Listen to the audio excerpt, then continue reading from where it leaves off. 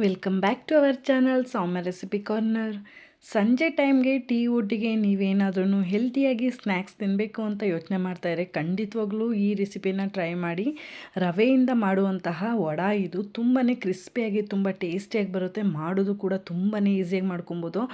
ನೀವು ಕೂಡ ಡೆಫಿನೆಟ್ಲಿ ಈ ರೆಸಿಪಿನ ಟ್ರೈ ಮಾಡಿ. ಇವಾಗ ರವಾ ವಡಾನ ಹೇಗೆ ಮಾಡೋದು ಅಂತ ನೋಡೋಣ ಬನ್ನಿ. ಮೊದಲಿಗೆ ನಾನು ಒಂದು ಪ್ಯಾನ್ ಇಟ್ಕೊಂಡು ಪ್ಯಾನ್ಗೆ ನಾನು 3 ಟೇಬಲ್ ಸ್ಪೂನ್ ಆಯಿಲ್ ಹಾಕ್ಕೊಂಡಿದ್ದೀನಿ. ಆಯಿಲ್ ನಮಗೆ ಬಿಸಿ ಆದಮೇಲೆ ನಾನು 1 ಟೇಬಲ್ ಸ್ಪೂನ್ ಆಗೋಷ್ಟು ಜೀರಿಗೆ ಹಾಗೆ 2 ಹಸಿಮೆಣ್ಸಿನ್ಕಾಯಿನ ಚಿಕ್ಕ ಚಿಕ್ಕದಾಗಿ ಕಟ್ ಮಾಡಿ ಸೇರಿಸಿದ್ದೀನಿ. ಜೊತೆಗೆ ನಾನು ಸ್ವಲ್ಪ ಶುಂಠಿನ ತುರಿದು ಸೇರಿಸ್ತಾ ಇದ್ದೀನಿ. ಅದಾದಮೇಲೆ ನಾನು ಕರಿಬೇವು ಎಲೆಗಳನ್ನ ನಾನು ಈ ರೀತಿ ಕಟ್ ಮಾಡಿ ಸೇರಿಸ್ಕೊತಾ ಇರೋವಂತಹದ್ದು. ಇದಾದಮೇಲೆ ನಾನು ಇವಾಗ 1 ಟೇಬಲ್ ಸ್ಪೂನ್ ಆಗೋಷ್ಟು ಚಿಲ್ಲಿ ಫ್ಲೆಕ್ಸ್ನ ಹಾಕ್ಕೊತಾ ಇದ್ದೀನಿ. ನಿಮ್ಮ ಹತ್ರ ಚಿಲ್ಲಿ ಫ್ಲೆಕ್ಸ್ ಇಲ್ಲ ಅಂತ ಅಂದರೆ ನೀವು ಇನ್ನೊಂದು ಸ್ವಲ್ಪ ಹಸಿಮೆಣ್ಸಿನ್ಕಾಯಿನೇ ಸೇರಿಸ್ಕೊಬೋದು. ಏನೂ ತೊಂದರೆ ಇಲ್ಲ, ಟೇಸ್ಟು ತುಂಬಾ ಚೆನ್ನಾಗಿ ಬರುತ್ತೆ. ನೀವು ಕೂಡ ಹಾಗೆಯೇ ಟ್ರೈ ಮಾಡಿ. ಇದನ್ನು ನಾವು 2 ನಿಮಿಷ ಫ್ರೈ ಮಾಡ್ಕೊಬೇಕಾಗತ್ತೆ. ತುಂಬ ಫ್ರೈ ಮಾಡಬೇಕು ಅನ್ನೋ ಅವಶ್ಯಕತೆ ಇರಲ್ಲ. 2 ನಿಮಿಷ ಫ್ರೈ ಆದಮೇಲೆ ನಾನು ಯಾವ ಕಪ್ಪಲ್ಲಿ ರವೆ ತೊಗೋತಾ ಇದ್ದೀನಿ ಅದೇ ಕಪ್ಪಲ್ಲಿ ನಾನು 2 ಕಪ್ ಆಗೋಷ್ಟು ನೀರನ್ನ ಸೇರಿಸ್ಕೊತಾ ಇದ್ದೀನಿ. 1 ಕಪ್ ರವೆಗೆ ನಾನು 2 ಕಪ್ ನೀರನ್ನ ಬಳಸ್ಕೊಂಡ್ರೆ ಪರ್ಫೆಕ್ಟ್ ಕ್ವಾಂಟಿಟಿ ಆಗಿರುತ್ತೆ. ನೀವು ಕೂಡ ಹೀಗೇ ಮಾಡ್ಕೊಳ್ಳಿ.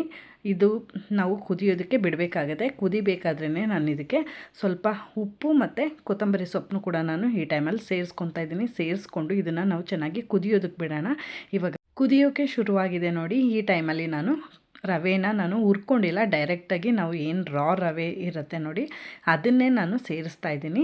ಸೇರಿಸ್ಕೊಂಡು ಇದನ್ನು ನಾವು ಮಿಕ್ಸ್ ಮಾಡಬೇಕಾಗತ್ತೆ. ಗಟ್ಟಿಯಾಗಿ ನಮಗೆ ಇದು ಫಾರ್ಮ್ ಆಗುತ್ತೆ. ಹಾಗೆ ರವೆನೂ ಕೂಡ ತುಂಬ ಚೆನ್ನಾಗಿ ಹರಳುತ್ತೆ. ಅಲ್ಲಿ ತನಕ ನಾವು ಇದನ್ನು ಮಿಕ್ಸ್ ಮಾಡ್ತಾನೆ ಈ ರೀತಿಯಾಗಿ ಲೋ ಫ್ಲೇಮಲ್ಲಿ ಮಿಕ್ಸ್ ಮಾಡ್ಕೊಬೇಕಾಗತ್ತೆ. ನೀವು ನೋಡ್ತಾ ಇರ್ಬೋದು ಇವಾಗ ಸ್ವಲ್ಪ ಅದು ಅಂಟು ಫಾರ್ಮಲ್ಲಿ ರೆಡಿ ಆಗುತ್ತೆ. ಅದಾದಮೇಲೆ ಇದು ಕ್ಲೀನಾಗಿ ತಳ ಎಲ್ಲ ಬಿಟ್ಕೊಂಡು ಬರುತ್ತೆ. ಅಲ್ಲಿ ತನಕ ನಾವು ಇದನ್ನು ಹೀಗೇ ಮಿಕ್ಸ್ ಮಾಡ್ಕೊಬೇಕಾಗತ್ತೆ.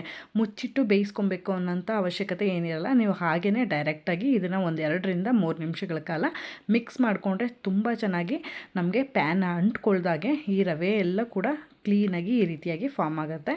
ಇದಾದಮೇಲೆ ನಾನು ಇದನ್ನು ಕ್ಲೀನಾಗಿ ಈ ರೀತಿ ಮಿಕ್ಸ್ ಮಾಡಿಕೊಂಡು ಇದನ್ನು ನಾವು ರೆಡಿ ಮಾಡ್ಕೊಬೇಕಾಗತ್ತೆ. ಇವಾಗ ಇಷ್ಟಾದರೆ ಸಾಕಾಗುತ್ತೆ. ಇದನ್ನು ನಾನಿವಾಗ ಗ್ಯಾಸ್ ಸ್ಟವ್ನ ಆಫ್ ಮಾಡಿ ಇದನ್ನು 1-2 ನಿಮಿಷಗಳ ಕಾಲ ಹಾಗೇ ಬಿಡಬೇಕಾಗತ್ತೆ. ಹಾಗಂತ ತಣ್ಣಗಾಗೋ ತನಕ ನೀವು ವೆಯ್ಟ್ ಮಾಡಿದ್ರೆ ಇದು ತುಂಬ ಗಟ್ಟಿಯಾಗಿಬಿಡುತ್ತೆ.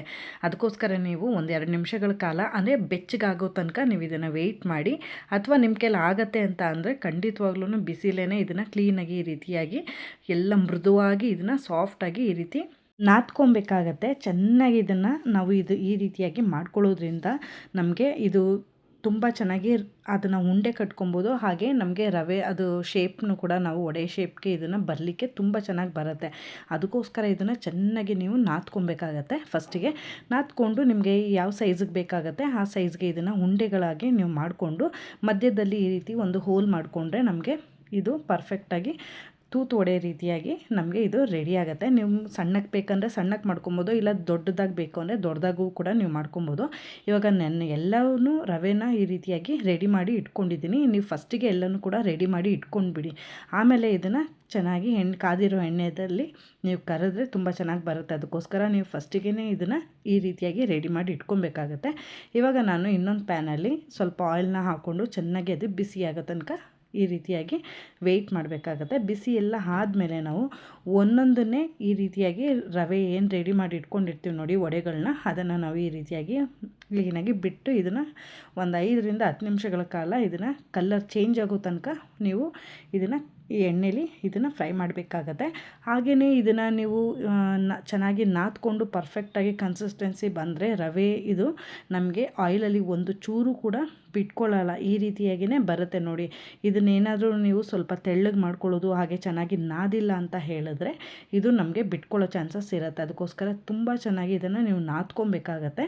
ಇದಾದಮೇಲೆ ನಾವು ಕಲರ್ ಚೇಂಜ್ ಆಗೋ ತನಕ ಇದನ್ನು ಎಣ್ಣೆಲಿ ಈ ರೀತಿಯಾಗಿ ಫ್ರೈ ಮಾಡ್ಕೊಬೇಕಾಗತ್ತೆ. ತುಂಬ ಚೆನ್ನಾಗಿ ಬರುತ್ತೆ ನೋಡಿ.